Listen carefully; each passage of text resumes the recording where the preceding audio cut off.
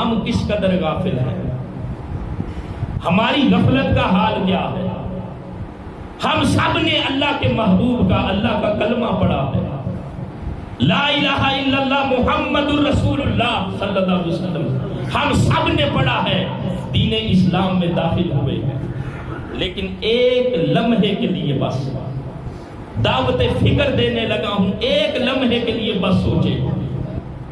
کہ جو کلمہ ہمیں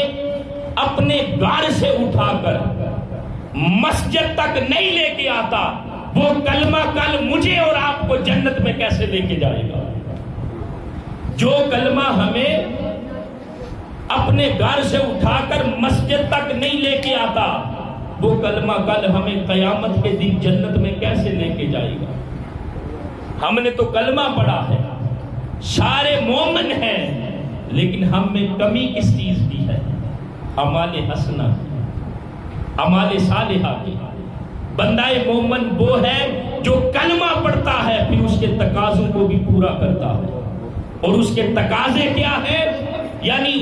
جو احکامات ہیں، جو اعمال حسنہ ہیں، جو نیک اعمال ہیں، نماز کی صورت میں، روزے کی صورت میں، حج کی صورت میں، زکوٰۃ کی صورت میں، درود و سلام کی صورت میں، اللہ کے ذکر کی صورت میں، یہ جتنے بھی اعمال حسنہ ہیں، بندہ مومن کلمہ پڑھ کر اس کے تقاضوں کو بھی پورا کرتا ہے،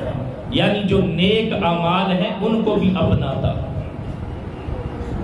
حضور داتا گنج بخش علی حجویری رحمت اللہ علیہ، وہ جو اللہ کے بندے ہیں جنہوں نے اپنی زندگی گزاری ہے اور اپنی زندگی میں ایک چیز کو سمجھے ہیں، دین اسلام کو ہم بھی سمجھتے ہیں، دین اسلام کی تعلیمات کو ہم نے بھی پڑھا ہے، لیکن وہ جو اللہ کے ولی، اللہ کے بندے، اللہ کے محبوب بندوں نے جس طرح دین اسلام کی تعلیمات کو پڑھا ہے، کاش ہم بھی ان کو سمجھے۔ حضور داتا صاحب فرماتے ہیں یہ جو زندگی ہے نا میں نے گزاری ہے، اپنی ساری زندگی میں ایک چیز میں نے مشکل پائی ہے، اور وہ چیز کون سی ہے؟ فرمایا بندے کے پاس علم ہو اور پھر اس علم کے مطابق اس کا عمل بھی ہو۔ فرماتے ہیں سب سے مشکل یہ ہے، اب اتنا سطحی علم، یہ تھوڑا علم تو سب کے پاس ہے کہ نماز فرض ہے، اتنا علم سب کے پاس ہے،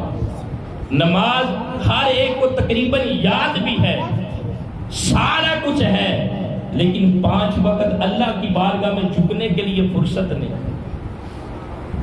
5 وقت اللہ کی بارگاہ میں حاضر ہونے کے لیے وقت نہیں۔